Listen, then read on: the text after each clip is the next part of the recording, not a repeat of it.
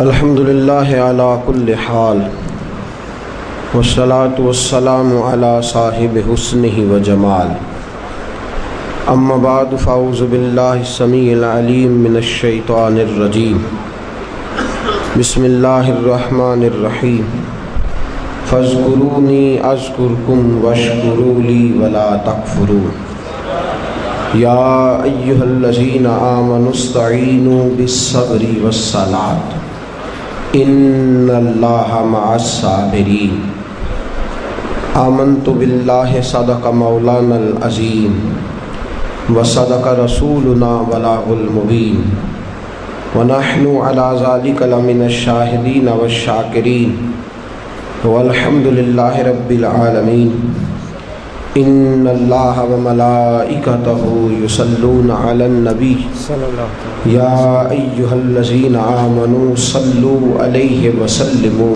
تسلیما الصلاۃ والسلام علیک یا سید یا رسول اللہ وعلی آلک واصحابک یا سید یا حبیب اللہ الصلاۃ والسلام علیک یا سید یا نبی اللہ بابا سے بلند پڑھیے درود پاک الصلاۃ والسلام علیک یا سید یا رحمت للعالمین وعلی آلک واصحابک یا سید یا خاتم النبیین اللہم صلی علی سیدنا و مولانا محمد معدن الجود والکرم وآلہ وصحبہ وبارک وسلم۔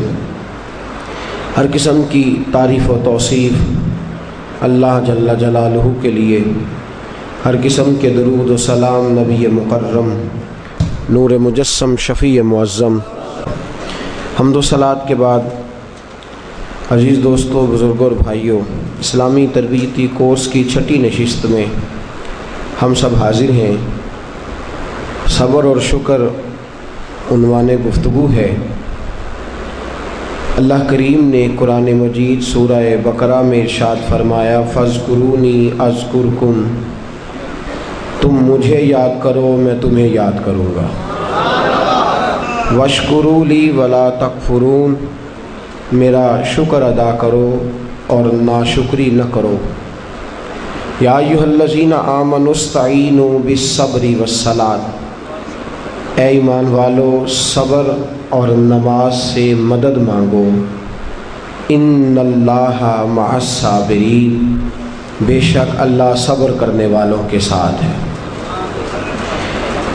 دو آیہ کریمہ اللہ کریم نے پہلی آیہ مقدسہ میں شکر کی بات ارشاد فرمائی، واشکروا لی، میرے لیے شکر کرو، ولا تکفرون، اور کفران نعمت نہ کرو، نعمتیں استعمال کر کے ناشکری نہ کرو۔ اور اگلی آیہ مقدسہ میں فرمایا کہ صبر کرو، صبر کے ساتھ اپنے اوقات کو گزارو۔ شکر اور صبر دونوں لازم و ملزوم ہیں۔ سید عالم نور مجسم آقا کریم صلی اللہ علیہ وسلم نے فرمایا شکر آدھا ایمان ہے اور صبر آدھا ایمان ہے۔ نصف ایمان شکر ہے، نصف ایمان صبر ہے۔ جب دونوں انسان کو مل جاتے ہیں تو اس کا ایمان مکمل ہو جاتا ہے۔ نصف ایمان صبر ہے، نصف ایمان شکر ہے۔ صبر اور شکر کی نعمتیں جہاں آ جاتی ہیں وہاں حسن بخشتی ہیں۔ صبر اور شکر جہاں آ جاتے ہیں وہاں انسان کو تسلی دے دیتے ہیں۔ اس کے لیے وقت گزارنا اور اپنے خدا کے ساتھ مصیبتوں میں رشتہ برقرار رکھنا آسان ہو جاتا ہے۔ ایک دوسری روایت جو حضرت صہیب رومی رضی اللہ تعالیٰ عنہ سے مروی ہے، مشکات شریف میں موجود ہے، محبوب دو عالم صلی اللہ تعالیٰ علیہ وسلم نے فرمایا مومن کی ہر حال میں خیر ہی خیر ہے، مومن کو ہر حال میں خیر ہی نصیب ہوتی ہے۔ اگر نعمت ملے تو شکر کر کے ثواب لے لیتا ہے، نہ ملے تو صبر کر کے ثواب لے لیتا ہے۔ ہر حال میں اس کے لیے خیر ہی خیر ہے، اجر ہی اجر ہے۔ اگر اس کو نعمت میسر آ گئی، اللہ کا احسان ہو گیا تو شکر کیا، جب شکر کیا تو بھی ثواب لے لیا، اگر نہ ملی تو صبر کیا اور صبر کر کے بھی ثواب لے لیا، تو ہر حال میں مومن کے لیے خیر ہی خیر ہے۔ عزیز دوستو، صبر کے معنی رک جانے کے ہیں۔ مفردات میں امام راغب علیہ رحمہ نے فرمایا کہ اس کا معنی ہے رک جانا، اور 3 درجات کے اندر اس کو تقسیم کیا، 3 درجات کے اندر اس کو تقسیم کیا۔ حضرت علامہ شورانی رحمۃ اللہ تعالی علیہ لکھتے ہیں، آپ فرماتے ہیں صبر کا پہلا درجہ یہ ہے کہ گناہ چھوڑنے پہ صبر کرے۔ ہمارے نزدیک صبر صرف اتنی بات ہے کہ مصیبت آئی تو صبر کرنا، حالانکہ یہ صبر کا سب سے چھوٹا درجہ ہے۔ مصیبت پہ صبر کرنا تیسرے درجے کا صبر ہے۔ سب سے پہلا صبر یہ ہے کہ گناہ چھوڑ دے، شہوت چھوڑ دے، رزق حرام سامنے موجود ہو چھوڑ دے، بری نظر کرنے کے مواقع موجود ہوں لیکن اللہ سے ڈر جائے، گناہ کرنے کا موقع میسر آئے لیکن باز آ جائے، صبر کر جائے، نفسانی خواہشات بھی ہوں، نفس چاہتا بھی ہو، طاقتیں بھی موجود ہوں، پھر بھی رک جائے، تو یہ صبر کا سب سے پہلا درجہ ہے۔ پہلا درجہ ہے گناہ چھوڑنا، اور صبر کا دوسرا درجہ ہے نیکی کرنا، نیکی پر استقامت اختیار کرنا۔ سردی کا موسم ہے، بستر گرم ہے، اٹھیں گے تو بستر چھوڑنا پڑے گا، وضو کریں گے تو ٹھنڈ لگے گی، مسجد جائیں گے تو ٹھنڈی ہوا چھوئے گی۔ اب بڑا مشکل ہے مسجد جانا، لیکن اس نے صبر کیا، بستر چھوڑ دیا، وضو کر لیا، مسجد چلا گیا، تو یہ نیکی پر اس نے صبر کیا۔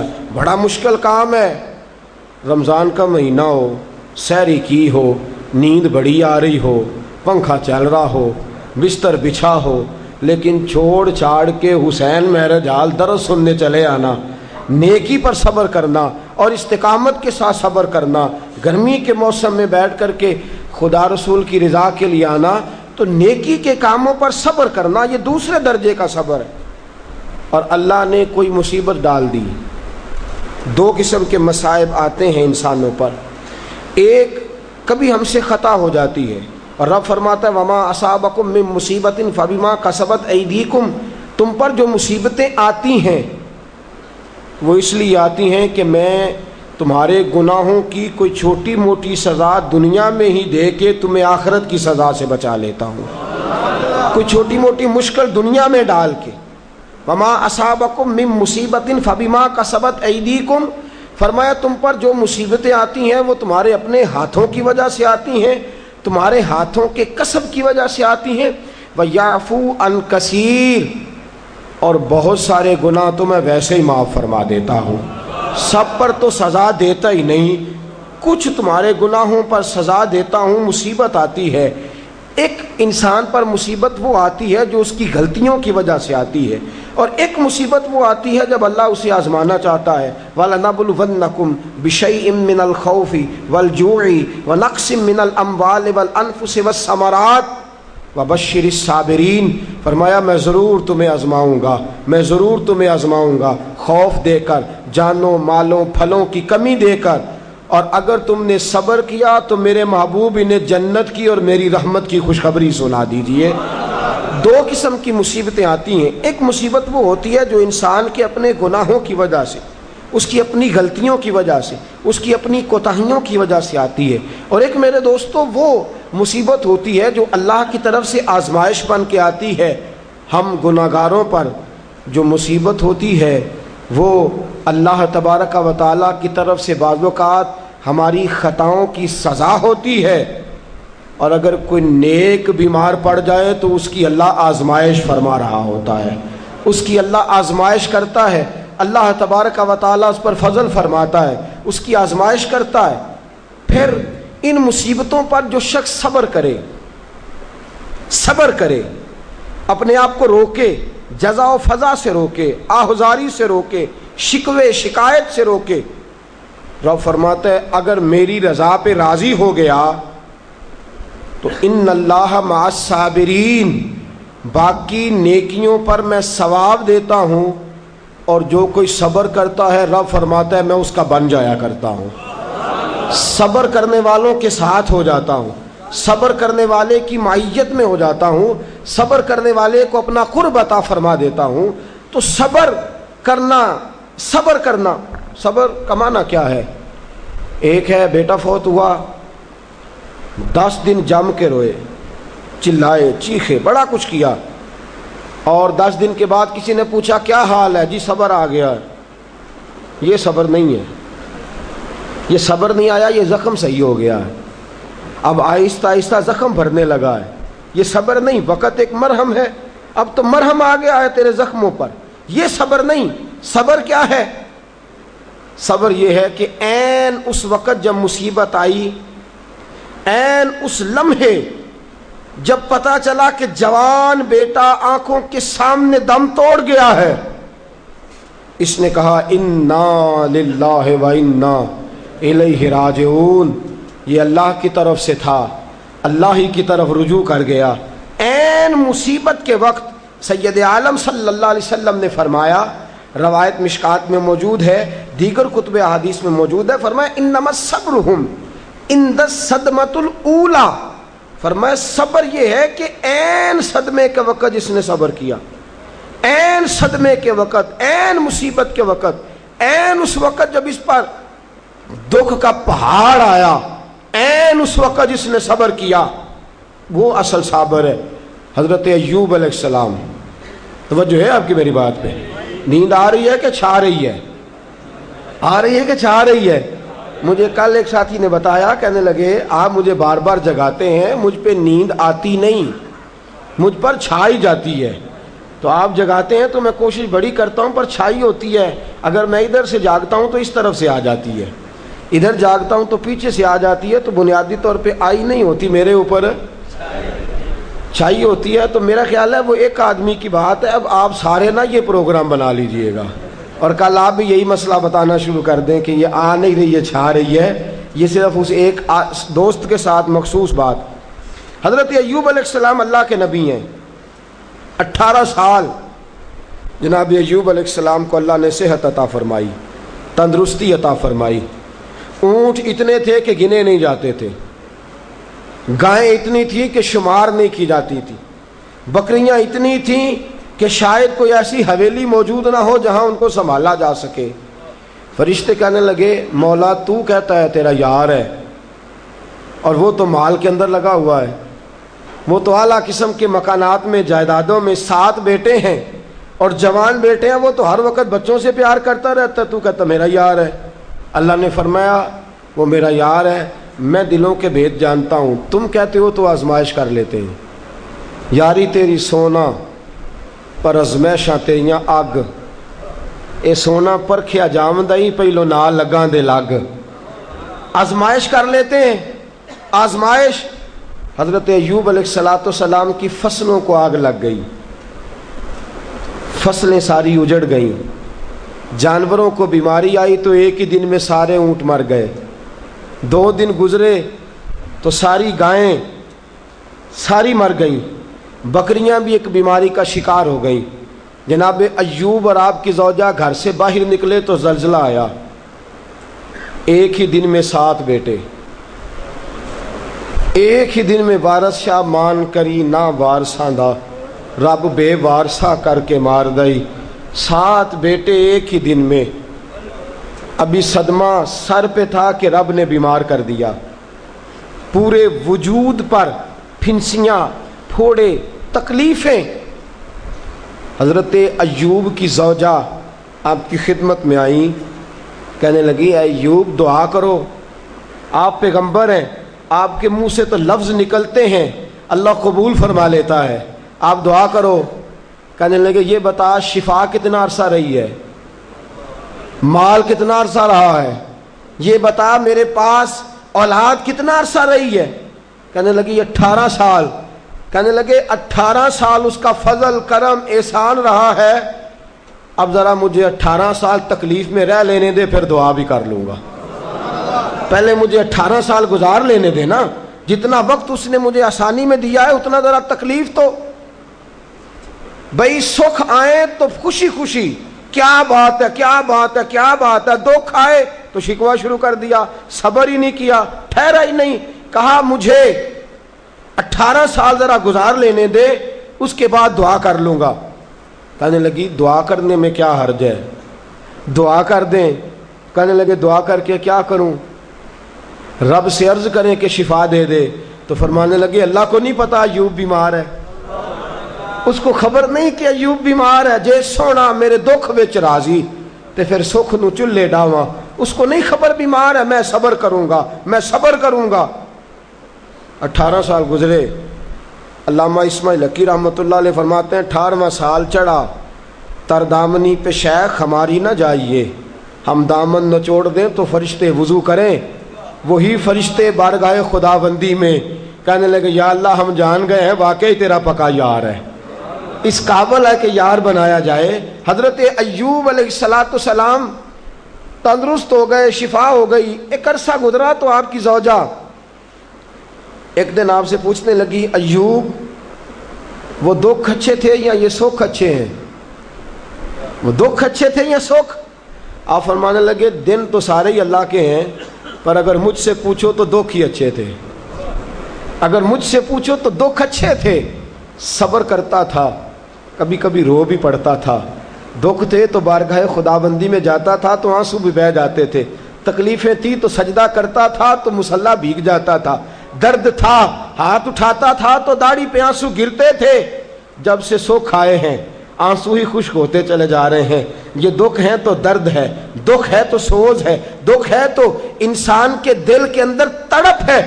فرمایا مجھے تو لگتا ہے اصل اللہ کا بندہ وہی ہے کہ اللہ اسے مصیبت پہ رکھے اور وہ خدا سے صبر کر کر کے اجر حاصل کرتا رہے. صبر کرنا، صبر کرنا اور مصیبتوں کے اوپر اپنے آپ کو ٹھہرانا کام مشکل. اور جب اللہ آزمائش ڈالتا ہے نا تو جو کام سیدھے ہوتے ہیں وہ بھی الٹے ہونے شروع ہو جاتے ہیں. جب خدا کی طرف سے وَلَنَبْلُوَنَّكُمْ بِشَيْءٍ مِّنَ الْخَوْفِ وَالْجُوعِ وَنَقْصٍ مِّنَ الْأَمْوَالِ وَالْأَنفُسِ وَالثَّمَرَاتِ، جب اللہ کی طرف سے آزمائش آتی ہے، جب انسان پر اللہ کی طرف سے کوئی چیز نازل ہوتی ہے، آپ سونے کو ہاتھ رکھتے ہیں تو مٹی ہو جاتی ہے. آپ کسی طرف بھی، بہت سے دوست آ کے کہتے ہیں جی قدم آگے اٹھاتا ہوں جاتا پیچھے ہے کیا کروں؟ تو میں اکثر عرض کرتا ہوں کہ تھوڑے دن قدم اٹھانا ہی چھوڑ دیں. کیا کریں؟ بیٹھ کے اللہ اللہ کریں، صبر کریں، دعا کریں. کچھ وقت انسان پر ایسا ہوتا ہے تلک الایام نداولھا بین الناس، جو اللہ نے انسان کے دن بدل کے رکھنے ہوتے ہیں.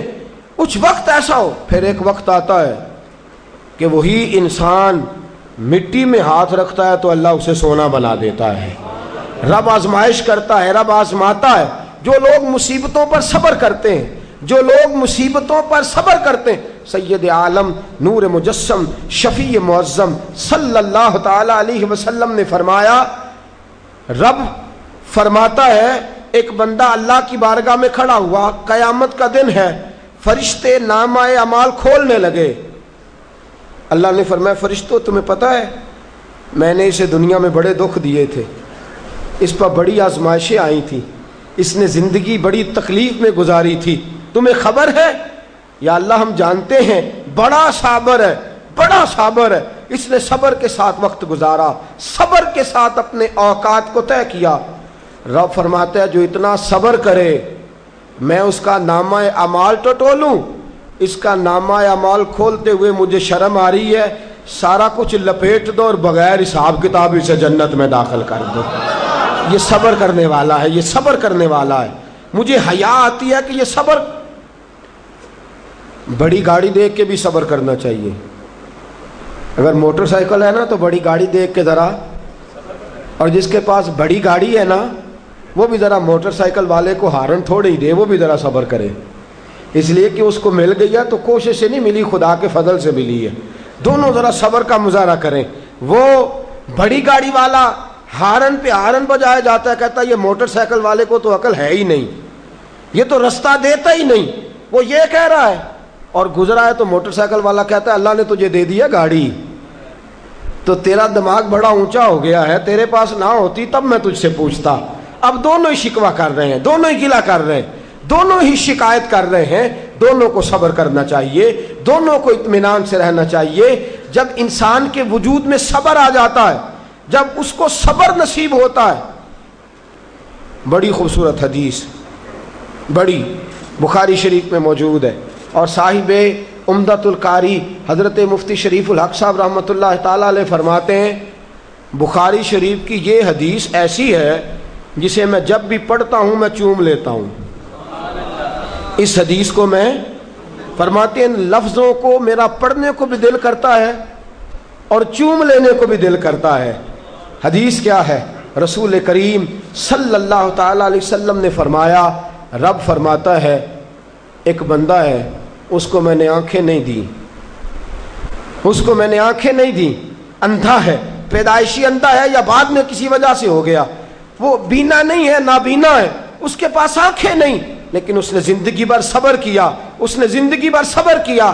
صبح قیامت وہ کھڑا ہوا تو رب کریم نے فرشتوں سے فرمایا فرشتوں اس کو میں نے آنکھیں نہیں دی، بیچارہ نہ بیٹی دیکھ سکا نہ بیٹا، نہ باپ دیکھ سکا نہ ماں، یہ کوئی دنیا کا نظارہ نہیں کر سکا، تم بتاؤ اس کا اجر کیا ہے؟ فرشتے کہتے ہیں مولا جنت کا اعلیٰ درجہ دے دے، اللہ اسے بے حساب بخش دے، یا اللہ اس پر رحمتوں کے دروازے کھول دے، یا اللہ اس کو نواز دے. تو رب فرماتے اس نے ساری زندگی بغیر آنکھوں کے صبر کیا ہے، اسے صرف جنت نہیں ملے گی بلکہ آج اسے اس کا رب اپنا دیدار بھی کرائے گا.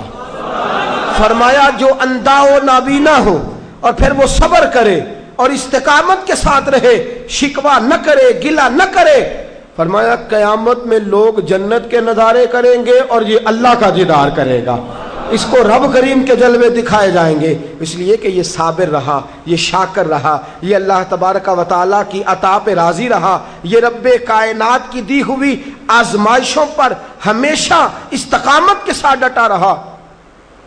صبر کا معاملہ تو بالکل ہمارے ہاتھ سے نکل گیا. اور میں جب تجزیہ کرتا ہوں، غور کرتا ہوں تو ہمارے جھگڑوں کی بنیاد ہی صبر ہے. حسد صبر کی وجہ سے، اگر صبر نہیں تو حسد پیدا ہو جائے گا، اس کو اللہ نے دے دیا تو مجھے کیوں نہیں دیا. اب اگر صبر کرتا، جو اللہ نے دیا ہے اس پر یہ صبر کرتا تو حسد کی لعنت سے بچ جاتا. اور پھر گھروں میں جو فسادات ہیں، خاندانوں میں جو جھگڑے ہیں، اس کی بہت بڑی وجہ یہ ہے کہ ہم صبر نہیں کرتے. گلہ شکوہ شکایتیں، یہ ساری چیزیں اس لیے پیدا ہوتی ہیں کہ ہم صبر کرنے کو تیار نہیں. جب تو صبر کر لیتا ہے، جب تو اپنے وجود کے اندر ٹھہراؤ پیدا کر لیتا ہے، پھر تیرے اندر تحمل مزاجی آ جاتی ہے، پھر بردباری آ جاتی ہے، پھر ٹھہراؤ آ جاتا ہے، پھر تیرا دل اتنا گہرا ہو جاتا ہے کہ حضرت سلطان باؤ رحمۃ اللہ علیہ فرماتے ہیں دل دریا سمندروں ڈونگے کون دلاں دیا جانے. جب تیرا دل اتنا گہرا ہو جائے گا تو صبر کرے گا. اور میرے اعلیٰ حضرت فاضل بریلوی رحمۃ اللہ علیہ فرماتے ہیں جو صابر ہوتا ہے نا، توجہ ہے آپ کی، میری بات کی سمجھ آ رہی ہے؟ اعلیٰ حضرت فرماتے ہیں بڑا قیمتی جملہ، فرماتے ہیں جو صابر ہوتا ہے وہ سکون میں ہوتا ہے، جو صابر ہوتا ہے وہ، جو صبر نہیں کرتا بے سکون رہتا ہے. اگر صابر ہے نا، تھوڑی غذا پہ تھوڑی روٹی، اگر صابر ہے صبر کرتا ہے تو پھر شیخ سعدی رحمۃ اللہ تعالیٰ علیہ کے پاس ایک شخص آیا، کہنے لگا حضرت جی دیکھیں نا میرے پاس اتنے بھی پیسے نہیں کہ میں جوتے لے سکوں، اتنے بھی پیسے کوئی نہیں جوتے لے سکوں. فرمایا صبر کر اللہ دے گا. کہنے لگا جی صبر ہی کیا ساری عمر، اس نے جوتے لینے کے برابر بھی پیسے نہیں دیے، ننگے پاؤں پھر رہا ہوں. شیخ سعدی رحمۃ اللہ تعالیٰ علیہ نے اس کا بازو تھاما، ایک گھر میں لے گئے، دروازے پہ دستک دی، گھر کا مالک باہر آیا، اس نے دونوں طرف بیساکھیاں پکڑی ہوئی ہیں، ٹانگیں تو ہیں پر پیر ہی کوئی نہیں. فرمانے لگے بتا یہ اچھا ہے کہ تو، کہنے لگا جی میں آپ سے بھی معافی مانگتا ہوں، اپنے رب سے بھی معافی مانگتا ہوں، اس کے تو پیر ہی نہیں بیچارے کے، اس کے پاس تو قدم ہی نہیں. دوستو جب صبر رخصت ہو جاتا ہے، جب صبر رخصت ہو جاتا ہے، نبی پاک صلی اللہ تعالی علیہ وسلم نے فرمایا خدا اگر تجھے مصیبت دیتا ہے نا، اور ان مصیبتوں پر جب اللہ تجھے قیامت میں اجر دے گا، دنیا میں رب تجھے جو مصیبتیں ڈالتا ہے ان مصیبتوں پر جب قیامت کے دن اللہ تجھے اجر دے گا تو تیرا دل چاہے گا کاش سکون ہوتا ہی نہ، آزمائشیں ہی آزمائشیں ہوتی، کاش سکون نہ ہوتا، آزمائشیں ہی آزمائشیں ہوتی جب تو وہ اجر دیکھے گا.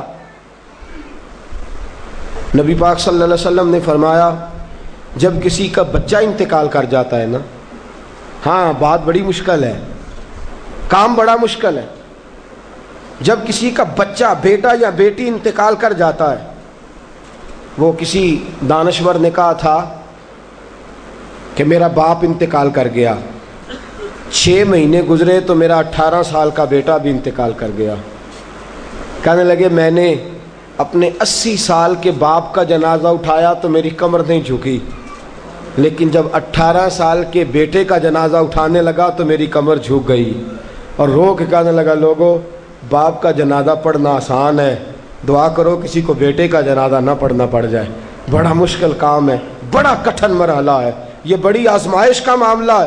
نبی رحمت صلی اللہ علیہ وسلم نے فرمایا جب کسی کا بچہ انتقال کر جاتا ہے، جب کسی کا بیٹا یا بیٹی انتقال کر جاتا ہے، فرشتے اس کی روح لے کے اللہ کی بارگاہ میں جاتے ہیں.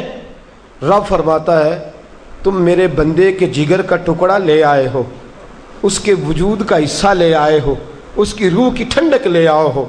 بولو تو صحیح میرا بندہ کیا کہتا تھا، بتاؤ میرا بندہ کیا کہتا تھا، اس نے کیا کہا؟ فرشتے کہتے ہیں مولا جب ہم نے اس کے بیٹے کی روح قبض کی اور وہ اپنے بیٹے کی میت پہ آیا تو اس نے تیرا گلہ نہیں کیا، شکوہ نہیں کیا، بلکہ اس نے کہا انا للہ و انا الیہ راجعون، یہ دیا بھی اللہ نہیں تھا، لے بھی اللہ ہی گیا ہے. جب اس نے یہ بیٹے کی میت دیکھی ہے تو اس نے یہ کہا ہے کہ اللہ کا مال تھا، اللہ لے گیا. رب فرماتا ہے باقی کے کام چھوڑ دو، جنت کی طرف جاؤ اور میرے اس بندے کے لیے اور اس کے بیٹے کے لیے ایک مکان بنا دو. جنت میں جاؤ، دنیا کی زندگی تو تھوڑی ہے نا، اور آخرت کی زندگی حد ہی کوئی نہیں، اس کی حد ہی کوئی نہیں، کتنی لمبی ہے. فرمایا دنیا میں تو کٹھے نہیں رہ سکے، اب جنت میں مکان بنا دو، اس میں اس کا باپ بھی رہے گا، یہ بھی رہے گا. حضرت ابو ہریرہ رضی اللہ تعالیٰ عنہ فرماتے ہیں اللہ کے محبوب صلی اللہ تعالیٰ علیہ وآلہ وسلم کے صاحبزادے جناب ابراہیم علیہ السلام فرماتے ہیں حضور کے صاحبزادے، آپ رات کو جب ان کی ولادت ہوئی تو نبی کریم علیہ السلام ہمارے درمیان آئے. جاگیے ذرا غور فرمائیے گا بات پہ. سید عالم صلی اللہ علیہ وسلم تشریف لائے اور ہم نے حضور کے چہرے کو چمکتے دیکھا، ہم نے آنکھوں میں ایک خوبصورتی، ایک رنگ ڈھنگ دیکھا.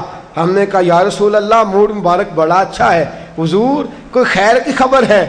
فرمایا مجھے مبارک دو، اللہ نے مجھے بیٹا عطا فرمایا ہے، میرے آنگن میں پھول کھلا ہے، خدا نے مجھے بیٹے کی دولت سے نوازا ہے، میرے آنگن میں پھول کھلا ہے. فرماتے ہیں اگلے ہی دن، ایک روایت ہے کچھ عرصے کے بعد، ایک روایت ہے اگلے ہی دن ظہر کے بعد میرے محبوب نے پیار کرنے کے لیے بیٹا اٹھایا اور صاحبزادے کی سانسیں اکھڑنے لگی. رسول پاک کے صاحبزادے نبی پاک کے مقدس ہاتھوں میں سانسیں اکھڑ رہی ہیں. حضور کے دستے مبارک میں صاحبزادے نے وصال کر دیا. آنکھیں بند کی تو نبی کریم کی مقدس آنکھوں میں آنسو آئے. رات خوشی تھی، رات حضور مبارکیں وصول کر رہے تھے، رات مسکرا رہے تھے، صحابہ کے جرمٹ میں بیٹھ کر محبت کی بات ہو رہی تھی. ایک ہی تو رات گزری ہے، 24 ہی تو گھنٹے ہوئے ہیں، آنکھوں میں آنسو بھر آئے ہیں. حضرت عبداللہ ابن عمر رضی اللہ تعالیٰ عنہ عرض کرتے ہیں یا رسول اللہ آپ رو رہے ہیں؟ حضور صاحبزادے کا انتقال ہوا تو رو رہے ہیں؟ نبی رحمت صلی اللہ تعالیٰ علیہ وسلم نے فرمایا عبداللہ دل میرا غمزدہ ہے، آنکھوں میں آنسو ہیں، پر میں اپنی زبان سے وہی جملے کہوں گا جس سے میرا اللہ راضی ہوگا. میں کوئی بے صبری والی بات نہیں کروں گا، میں کوئی ایسا جملہ نہیں کہوں گا جس سے میرا خدا ناراض ہو جائے. اگرچہ میرا دل غمزدہ ہے، اگرچہ میں پریشان ہوں، اگرچہ میری آنکھیں آنسو بہا رہی ہیں، یہ محبت کی علامت ہے، یہ پیار کی علامت ہے. لیکن فرمایا میری زبان سے کوئی کسی کے ہاں میت ہو جائے تو آنسوؤں سے رونا محبت کی علامت ہے. اگر آنسو آتے ہیں نا تو یہ تو محبت ہے. حضرت عثمان بن مظعون رضی اللہ تعالیٰ عنہ کا وصال ہوا تو اللہ کے محبوب کی آنکھوں میں آنسو آئے. سیدہ عائشہ صدیقہ رضی اللہ تعالیٰ عنہ نے کہا یا رسول اللہ آپ روتے ہیں؟ فرمایا یہ آنسو محبت کی علامت ہے. خدا کو بین کرنا ناپسند ہے، شور کرنا ناپسند ہے، باتیں کر کر کے رونا شور کرنا، آہوزاری کرنا، ماتم کرنا، فرمایا یہ چیزیں خدا کو پسند نہیں. شور کرنا بالخصوص خواتین اس بات پہ ضرور توجہ کریں، اس کی باتوں کا تذکرہ کر کر کے رونا، اونچی آواز میں بیان کرنا اور بار بار تڑپ کے کہنا کیا بنے گا، کہاں جائیں گے، کیسے گزر اوقات کریں گے. یہ جملے کہنا اللہ کے رسول کو اتنا ناپسند ہے کہ نبی پاک صلی اللہ علیہ وسلم نے فرمایا جو عورت میت پر بیان کرتی ہے یا جو شخص ماتم کرتا ہے، فرمایا وہ تو میری امت میں ہی شامل نہیں ہے. فرمایا میں تو اس کو شامل ہی نہیں سمجھتا. لیس منی، وہ ہم میں سے نہیں ہے. صبر کرے، ٹھہر جائے، اللہ کی رضا پہ راضی ہو جائے، قضا پہ راضی ہو جائے، جھک جائے خدا نے. اتنا شور کرنا، اتنی آہوزاری کرنا، اور معاذ اللہ بعض اوقات تو کفریہ جملے بولے جاتے ہیں. انتقال ہو گیا، تبھی موت چلا گیا، ہارٹ اٹیک سے انتقال، تو کہتے ہیں ہم پہ ظلم ہو گیا ہے. معاذ اللہ، آپ اللہ کو ظالم کہہ رہے ہیں، خدا کو ظالم کہہ کے کفر اکٹھا کر رہے ہیں. کفریہ فکرے بولے جاتے ہیں. معاذ اللہ تعالیٰ ثم معاذ اللہ، ایسی باتیں کی جاتی ہیں جو شریعت اسلامیہ میں سخت سزا کی مستحق ہیں. صبر کرنا، حوصلہ کرنا، آنسوؤں سے رونا، اپنے دل کے اندر محبت رکھنا، لیکن کبھی بھی کسی موقع پر بھی اپنی زبان سے گلہ کرنا، شکوہ کرنا، شکایت کرنا، کسی بابت کوئی بات بھی کرنا، دوستو یہ شریعت اسلامیہ میں جائز نہیں. صبر کریں، صبر کا پہاڑ بن جائیں. ان اللہ مع الصابرین، اللہ صبر کرنے والوں کے ساتھ ہے، اللہ صبر کرنے والوں کو جزا دیتا ہے. اور حضور نے فرمایا جب بھی تم پہ کوئی مصیبت آئے، الذین اذا اصابتہم مصیبہ قالوا انا للہ و انا الیہ راجعون. جب بھی کوئی مصیبت آئے پڑھا کرو انا للہ و انا، صرف فوتگی کے وقت نہیں، جب بھی کوئی مصیبت آئے کیا پڑھنا ہے؟ انا للہ و انا الیہ. اور یاد رکھیے مصیبتیں اللہ کے پیاروں پر آتی ہیں. 500 سال فرعون نے دعوی خدائی کیا ہے معاذ اللہ. 300 سال فرعون کا حال یہ تھا کہ ننگے پاؤں کانٹوں پہ چلتا تھا اور اس کے پیر میں کانٹا بھی نہیں چبھتا تھا. فرشتے کہتے ہیں یا اللہ یہ کیا ہے؟ وہ تو اور ڈٹ جائے گا کہ میں خدا ہوں. فرمایا مہلت دے رہا ہوں. جو بیمار ہوتے ہیں وہ اللہ کے فرما بردار ہوتے ہیں، ان کو تو ساتھ تھوڑی تکلیف دے کے اللہ معاف کرتا رہتا ہے، ورنہ ڈھیل دیتا. ایک صحابی ہیں، طبقات ابن سعد میں روایت ہے، ایک صحابی اپنی بیوی سے کہتے ہیں پانی لاؤ. رات کا وقت ہے، آنکھ کھلی تو کہتے ہیں اٹھ پانی لا. بیوی پیالے میں پانی لائی، سو گئے، آنکھ لگ گئی. فرما بردار بیوی ساری رات پانی لے کے کھڑی رہی، ساری رات. کبھی سنتے تھے ہم بھی بزرگوں سے کہ بیویاں ایسا کرتی ہیں، کبھی سنا کرتے تھے. وہ شوہر بھی بڑے تقوی اور طہارت والے ہوتے تھے تو بیویاں بھی بڑی فرما بردار ہوتی ہیں. کہ ساری رات بیوی پانی کا پیالہ لے کے کھڑی ہے. صبح آنکھ کھلی تو اپنی بیوی سے کہنے لگے کیا بات ہے تیری، مانگ تو کیا مانگتی ہے، آج تو جیسے کہے گی میں ویسے کر دوں گا. ساری رات تو کھڑی رہی، بول جس طرح تو کہے گی. بیوی نے عجیب ہی بات کر دی، کہنے لگی آپ اس طرح کریں مجھے طلاق دے دیں.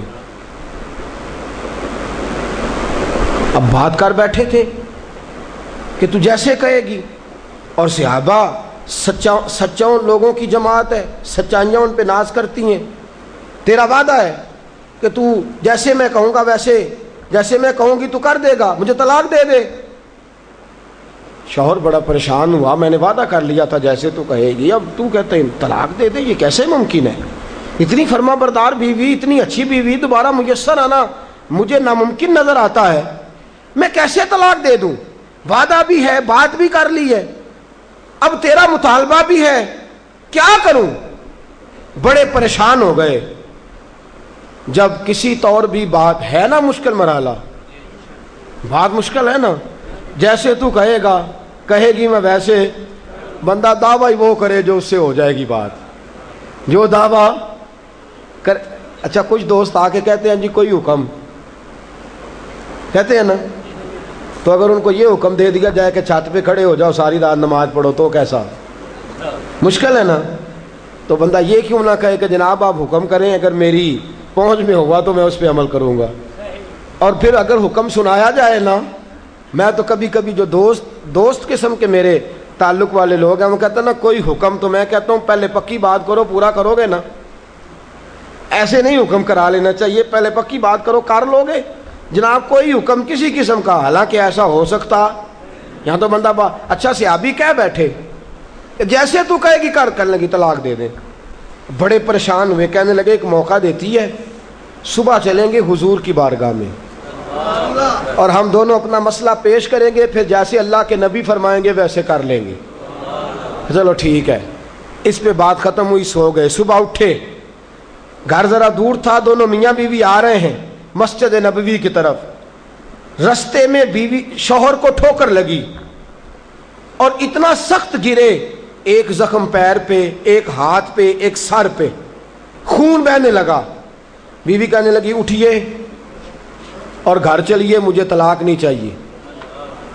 اٹھے، گھر چلیں، میں آپ کی مرہم پٹی کرتی ہوں، گھر چلتے ہیں، مجھے نہیں طلاق چاہیے۔ کہنے لگے بھائی تیری عجیب منطق ہے، ساری رات میں سو نہیں سکا، پریشان رہا، صبح سے بھی آج پریشان رہا، میرا اتنا وقت بے چینی، پہلے طلاق چاہیے اب نہیں چاہیے، ماجرا کیا ہے؟ کہنے لگی اصل بات یہ ہے کہ میں نے اپنے رسول پاک صلی اللہ علیہ وسلم کی حدیث سنی، حضور نے فرمایا جس سے اللہ پیار کرتا ہے اسے مشکل میں ڈال دیتا ہے، اس پر کچھ مصیبتیں آ جاتی ہیں جس سے اللہ محبت کرتا ہے۔ تو میں جب سے تیرے گھر آئی تھی میں نے کوئی مصیبت نہیں دیکھی تھی، تو میں سمجھنے لگی تھی کہ اللہ تجھ سے پیار نہیں کرتا، لیکن آج تجھے چوٹ لگ گئی ہے، تجھ پر کچھ تھوڑی مشکل آئی ہے، تو مجھے سمجھ آئی ہے کہ نہیں اللہ تجھ سے پیار کرتا ہے، لہذا میں تجھ سے طلاق نہیں رہوں گی، تیرے گھر کے اندر ہی وقت گزاروں گی۔ آپ اندازہ فرمائیے کہ یہ مصیبت آنا اور صبر کرنا کتنی اعلیٰ بات ہے کہ صحابہ ڈھونڈ رہے ہیں، تلاش کر رہے ہیں کہ جس پر مصیبت آ نہیں رہی وہ تو بڑا عجیب آدمی ہے، جس پر مشکل آ نہیں رہی وہ تو بڑا جو ہے وہ اللہ تبارک و تعالیٰ کا کہیں نافرمان نہ ہو۔ حضرت ام سلمہ رضی اللہ تعالیٰ عنہ فرماتی ہیں میرے شوہر حضرت ابو سلمہ رضی اللہ تعالیٰ عنہ بڑے شفیق، بڑے مہربان، بڑی اچھی طبیعت والے، بڑا پیار کرنے والے، خیال رکھنے والے، فرماتے میں سمجھتی تھی مدینے کی سب سے سکھی عورت میں ہوں۔ ان کا طریقہ یہ تھا کہ مسجد سے جب واپس آتے نا تو جو نبی کریم صلی اللہ علیہ وسلم سے سن کے آتے آ کے مجھے بھی سناتے، جو سن کے آتے آ کے مجھے بھی۔ اچھا ترقی مل جائے اگر تو گھر جا کے ہم بتاتے ہیں کہ نہیں جی؟ ہاں ایک بات کئی دفعہ نہیں بتاتے، اگر تنخواہ بڑھ جائے تو اس میں کئی دفعہ کوتاہی کرتے ہیں، وہ نہیں بتاتے گھر اس لیے کہ ہمیں پتہ ہے اگر ہم نے تنخواہ بڑھانے کا بتایا تو ادھر سے خرچہ بھی بڑھ جائے گا، لہٰذا یہ کبھی کبھی ہم کوتاہی کرتے ہیں، لیکن بہرحال اپنی ترقی ضرور بتا دیتے ہیں کہ میری ترقی ہو گئی ہے، یہ اتنا ضرور ہم بتا دیتے ہیں۔ اچھا یہ ساری باتیں اگر ہم بتاتے ہیں اور پھر اور بھی کئی قصے گھر جا کے سناتے ہیں، آج دفتر میں یہ شغل ہو گیا، یہ بات ہو گئی، سناتے ہیں بات، اور یہ بری بات بھی نہیں ہے، گھر والوں کے ساتھ جا کے خوش طبی کرنا اور گھر کے اندر کا ماحول خوشگوار رکھنا یہ حضور علیہ السلام کی سنت ہے۔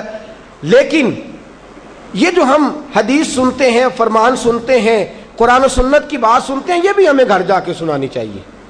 صحابہ جو سن کے آتے تھے گھر جا کے یہ کام بھی کرنا چاہیے، یہ بھی صحابہ کی سنت۔ نبی پاک صلی اللہ تعالی علیہ وسلم کے صحابی حضرت ابو سلمہ رضی اللہ تعالیٰ عنہ کی عادت ہے گھر جاتے اور جو حضور سے سنا گھر جا کے سناتے، آج آئے تو حضرت ام سلمہ رضی اللہ تعالیٰ عنہ فرماتی ہیں، آگے کہنے لگے آج میں نے بڑی پیاری حدیث حضور سے سنی ہے، تو بھی یاد کر لے۔ کہا وہ کون سی؟ کہا اللہ کے رسول صلی اللہ علیہ وسلم نے فرمایا جس پر کوئی مصیبت آئے اور وہ کہے انا للہ وَإِنَّا إِلَيْهِ راجعون، اور پھر یہ دعا مانگے کہ یا اللہ یہ جو تو نے مجھ سے چیز لی ہے مجھے اس کا بہتر نعم البدل عطا فرما۔ اِنَّا لِلَّہ پڑھے اور کہے یا اللہ جو دیا ہے اس کا بہتر نعم البدل دے۔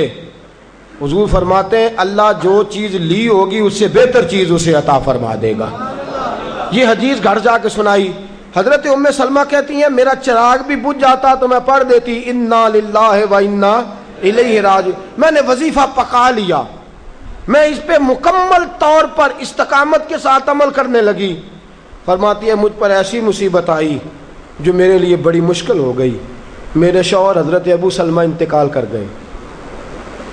فرماتی ہیں میں نے پڑھا انا للہ و انا الیہ راجعون، میں نے کہا یا اللہ مجھے بہتر نعم البدل عطا فرما۔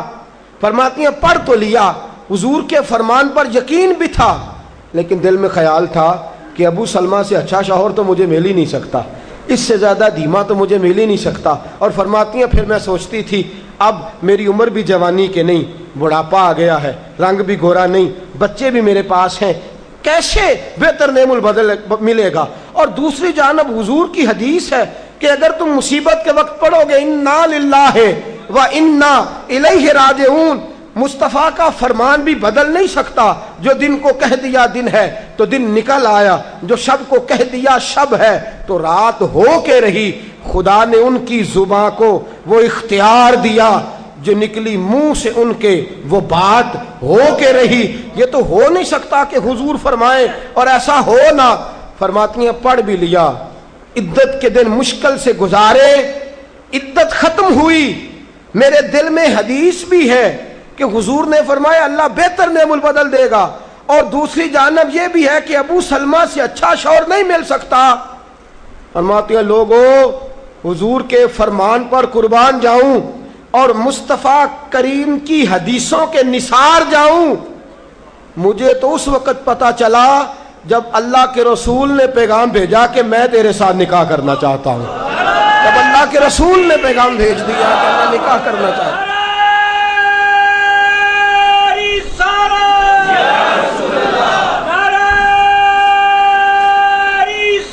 حضرت ام سلمہ ام المومنین رضی اللہ تعالیٰ عنہ فرماتی ہیں جب مصطفیٰ کا پیغام آیا تو فرماتی ہیں فوراً میرے لب پہ درود آیا، فوراً میرے لبوں پہ سلام آیا۔ میں نے کہا محبوبہ جو بھی فرماتے ہو سچ ہی فرماتے ہو، جو بھی کہہ دیتے ہو کمال ہی کہہ دیتے ہو۔ یا رسول اللہ میں کہتی تھی مجھے ابو سلمہ سے اچھا شوہر نہیں مل سکتا، اللہ نے مجھے کائنات میں سب سے اچھا شوہر عطا فرما دیا ہے، کائنات میں سب سے۔ میں نے صبر کیا اور حضور کے فرمان پر عمل کیا کہ مصیبت آئے تو کہو انا للہ و انا الیہ راجعون۔ میں نے صبر کیا، شکر کیا، اللہ نے مجھے دھرتی پہ سب سے اچھا شوہر دیا۔ اور حضرت ام المومنین ام سلمہ رضی اللہ تعالیٰ عنہ عرض کرتی ہیں یا رسول اللہ میرا رنگ بھی گورا نہیں، حضور عمر بھی میری بڑھاپے کے قریب ہے، بچے بھی ہیں، روپ بھی نہیں تو میرا رنگ بھی نہیں، میری رومی ورگی چال بھی نہیں تو میرا جامی ورگا عشق، حضور کوئی ایسی چیز نہیں جو آپ کے قابل ہو۔ یا رسول اللہ تو امیر حرم میں غریب بے نوا، تو کجا من کجا۔ میرے حبیب نے فرمایا ام سلمہ تیرے پاس غربت بھی ہے، پریشانی بھی ہے، بچے بھی ہیں، مجھے پتا ہے کوئی تیرا سہارا نہیں بنے گا، اور جس کا کوئی سہارا نہ بنے اس کا میں بنا کرتا ہوں۔ فرمایا اس لیے تیرے ساتھ نکاح کرنا ہے تاکہ تجھے سہارا میسر آ جائے۔ میرے رسول پاک نے فرمایا تو مصیبتوں پر آہوازاریاں نہ کر، شکایتیں نہ کر، صبر کر، صبر کا پہاڑ بن۔ اور اعلیٰ حضرت فاضل بریلوی نے لکھا ہے، آپ فرماتے ہیں جتنا کوئی بڑا صابر ہوگا اتنا اللہ کے قریب ہوگا، جتنا صبر زیادہ ہوگا اتنا قرب زیادہ ہوگا۔ صبر کرنا سیکھیں، تھوڑے رزق پر صبر، اللہ کی طرف سے آنے والی آزمائش پر صبر۔ باپ بھی تھوڑا صبر کرے، اگر بیٹے نے اپنا گھر بسا لیا ہے تو اب تھوڑا صبر کرے، اطمینان کے ساتھ وقت گزارے۔ اماں بھی تھوڑا صبر کرے، بیٹا اسی کا رہے گا، تھوڑا صبر کرے۔ بہو بھی اگر آ گئی ہے نا وہ بھی تھوڑا صبر کرے، ذرا اطمینان کے ساتھ رہے۔ اس کو کسی نے جنا ہے، کسی نے اس کو پالا ہے، کسی نے اس کو بیاہا ہے، وہ ذرا صبر کرے، اطمینان۔ ہمارا جو صبر ہے وہ صبر نہیں رہا تو فساد آیا ہے، صبر نہیں رہا تو اختلاف آیا ہے، صبر نہیں رہا تو نفرت آئی ہے، صبر نہیں رہا تو بغض آیا ہے، صبر نہیں رہا تو حسد آیا ہے۔ جہاں صبر نہ ہو وہاں درجنوں مصیبتیں ہوتی ہیں، اور جہاں صبر ہوتا ہے وہاں خدا کے جلوے ہوتے ہیں، جہاں صبر ہوتا ہے وہاں اللہ کا کرم ہوتا ہے، جہاں صبر ہوتا ہے خدا کی عطا ہوتی ہے۔ باقی عبادتوں پر ثواب ملتا ہے اور صبر پر رب رحمان ملتا ہے۔ ان اللہ مع الصابرین، اللہ صبر کرنے والوں کے، اللہ صبر کرنے والوں کے اپنے اندر حوصلہ پیدا کریں، بردباری پیدا کریں، تحمل مزاجی پیدا کریں، ٹھہراؤ پیدا کریں، حوصلہ پیدا کریں۔ امام اعظم ابو حنیفہ بڑی آخری اور بڑی سخت بات، امام اعظم ابو حنیفہ رحمۃ اللہ علیہ، والدہ کی عمر 90 سال سے زیادہ ہے، آپ کے والد صاحب انتقال کر گئے۔ امام اعظم کا ایک حاسد، اور ایک تو ہے نا امام صاحب عالم بڑے تھے، شیخ بڑے تھے، امام صاحب امیر بھی بڑے تھے، اللہ نے مال و دولت میں بھی بڑا فضل فرمایا، صاحب حیثیت آدمی تھے۔ ایک آپ کا حاسد آیا، حسد کرنے والا، اور آ کے کہنے لگا بڑی کڑی بات، تلخ بات جس پہ انسان مارنے مرانے، کہنے لگا ابو حنیفہ میں نے سنا ہے آپ کے ابا جی انتقال کر گئے۔ امام صاحب فرمانے لگے ہاں۔ کہنے لگے سنا ہے آپ کی اماں بڑی خوبصورت ہے، میرے ساتھ نکاح نہیں کر دیتے؟ اب یہ کتنے غصے کی بات ہے، کتنے جلال کی بات ہے، کس قدر تلخ بات ہے۔ امام صاحب فرمانے لگے میری اماں عاقلہ اور بالغہ ہیں، میری ماں عقل والی ہیں اور بالغ ہیں، میں ان سے پوچھوں گا، اگر ان کا نکاح کا ارادہ ہوا تو آپ کو اطلاع دوں گا۔ امام صاحب فرماتے ہیں میرے دل میں غصہ تو آیا، لیکن وہ صبر والی ساری حدیثیں بھی مجھے فوراً یاد آ گئی۔ فرماتے ہیں میں نے فوراً صبر کر لیا، اور میں نے کہا اماں عاقلہ بالغہ ہے، پوچھوں گا، اگر ان کا نکاح کا ارادہ ہوا تو آپ کو اطلاع دوں گا۔ کہتے ہیں یہ کہہ کے میں نے اپنے دل میں کہا مولا اتنے لمبے بھی امتحان نہ لیا کر، کوئی ماں کے بارے میں صبر کیسے کرے، کوئی باپ کے بارے میں صبر کیسے کرے، یا اللہ اتنے دل میں کہا، لیکن مولا میں نے تیری رضا کے لیے صبر کر لیا ہے، اور میں نے حوصلے کا دامن نہیں چھوڑا۔ امام صاحب اٹھے، ابھی چند قدم آگے بڑھے تھے کہ وہ آدمی تڑپنے لگا، اتنا تڑپا کہ اس کی روح پرواز کر گئی۔ لوگ کہنے لگے امام صاحب اسے کیا ہوا؟ کہنے لگے ابو حنیفہ کے صبر نے اس کی جان لے لی ہے، ابو حنیفہ کے صبر نے اس کی، فرمایا اتنا صبر کر، اپنے مخالف کے مقابلے میں اتنا صبر کر، اتنا صبر کر، اتنا صبر کر کہ اس کی جان ہی لے لے۔ تو صبر کرے گا تو اللہ تیرے ساتھ ہو جائے گا۔ امام صاحب فرماتے ہیں وہ انتقال کر گیا تو فوراً میں نے کہا یا اللہ تیرا فرمان سچا ہے، ان اللہ مع الصابرین، واقعی تو میرے ساتھ ہے، میں نے صبر کیا تو ساتھ ہے۔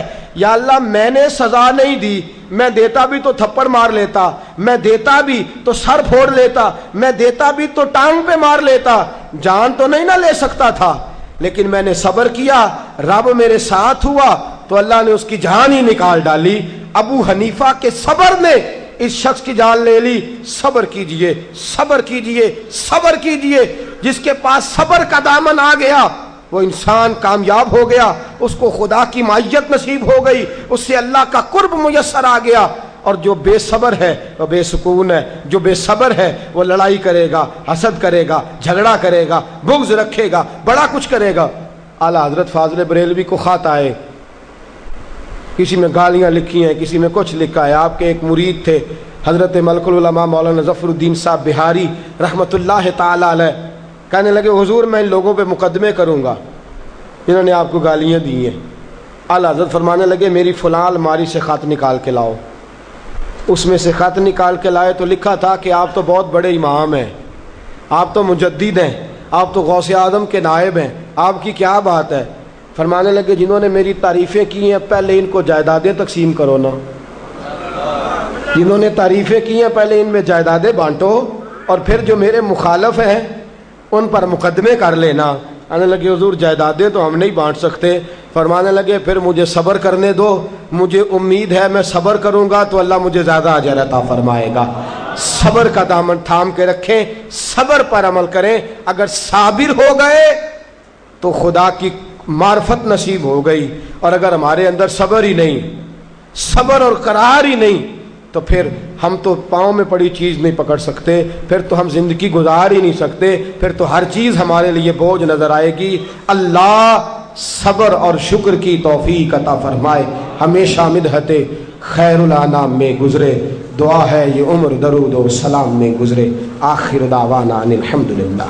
فاجان رحمت پہ لاکھوں سلام، شمع بزم ہدایت پہ لاکھوں کھو سلام شمع بز میں ہدایت پہ لاکھ جس کی تسکین کو روتے ہوئے ہنس پڑے جس کی تسکین کو روتے ہوئے ہنس پڑے اس تبسم کی عادت پہ لاکھوں سلام مصطفیٰ جان رحمت پہ لاکھوں سلام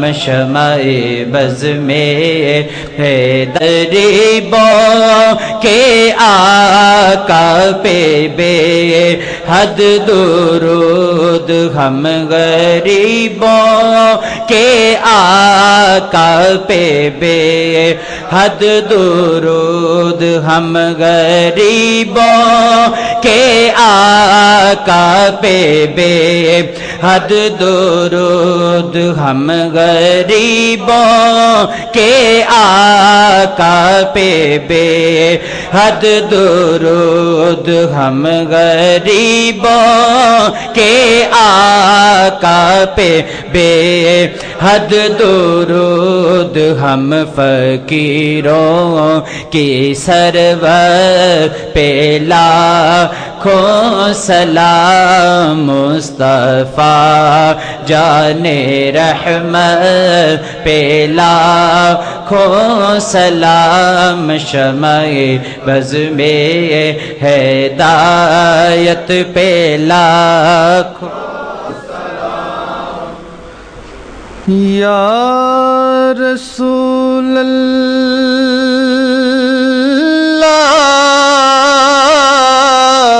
تیرے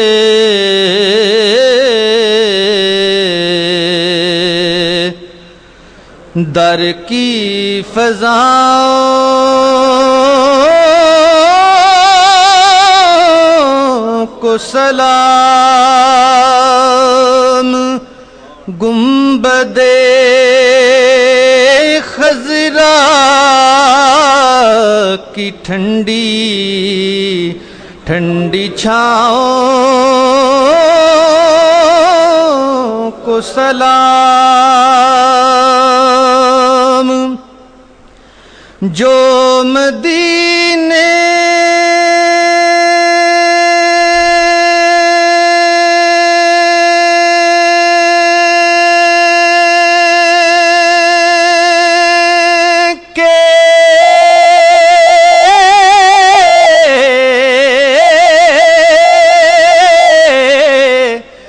گلی کوچوں میں دیتے ہیں صدا تا قیامت ان فقیروں اور گداؤں کو سلام والہانہ جو طواف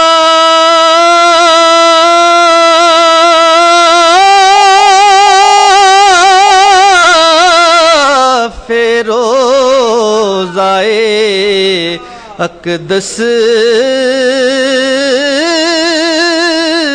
کریں مست و بے خود وجد میں آتی ہواؤں کو سلام یا رسول اللہ تیرے در کی فضاؤں کو سلام مولانا محمد معدن الجود والکرم وعلی آلہ وصحبہ وبارک وسلم۔ اللہ کریم ہماری حاضری کو درجہ قبولیت عطا فرما، مولا کریم جذبوں میں خلوص عطا فرما، مولا کریم اپنے ذکر و فکر پر کامل پابندی کی توفیق عطا فرما، مولا کریم سجدوں کا ذوق عطا فرما، عبادتوں کا شوق عطا فرما، تلاوتوں کی لذت سے آشنا بنا دے۔ مولا کریم رمضان المبارک کی ساری برکتیں عطا فرما، ساری سعادتیں عطا فرما۔ مولا کریم ہم پہ نگاہ لطف و کرم فرما، جو بیمار ہیں انہیں شفا دے دے۔ اللہ جو مقروض ہیں قرضوں سے رہا کر دے، جو تنگ دست ہیں انہیں وسعت عطا کر دے، جو بے گھر ہیں صاحب گھر کر دے، بے اولادوں کو صاحب اولاد کر دے، اولاد والوں کی اولادوں کو فرما بردار کر دے۔ اللہ علیہ وسلم کی دولت لازوال عطا کر دے۔ مولا کریم ملک پاکستان کی خیر فرما، مولا اندرونی بیرونی سازشوں سے محفوظ فرما۔ اللہ جتنے دوست دور و نزدیک سے چل کے آتے ہیں قدم قدم پہ کروڑوں برکتیں عطا فرما، بے حساب نعمتیں عطا فرما، لا تعداد رحمتیں عطا فرما۔ اللہ کریم ماؤں بہنوں بچیوں کو جزائے خیر عطا فرما، عزت کی چادریں عطا فرما، ان کے دکھوں کو سکھوں سے تبدیل فرما، اپنے اپنے گھروں میں باوقار زندگیاں نصیب فرما۔ اللہ ہم پہ رحم فرما، اللہ ہم پہ کرم فرما، اللہ ہمارے لیے آسانیاں فرما۔ اللہم انا نسألک العفو والعافیۃ فی الدین والدنیا والآخرہ۔ اللہم انی اسألک علما نافعا ورزقا طیبا وعملا متقبلا وشفاء کاملا وتوبة قبل الموت وراحة عند الموت والعفو عند الحساب۔ رب اغفر وارحم وانت خیر الراحمین۔ وصلی اللہ تعالی علی حبیبہ سیدنا و مولانا محمد وآلہ وصحبہ۔ خوشبو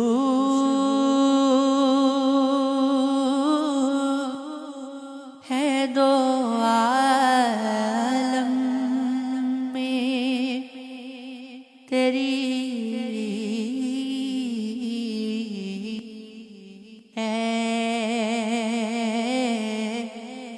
گل چیدہ کس منہ سے بیان ہوں تیرے اوصاف حمیدہ۔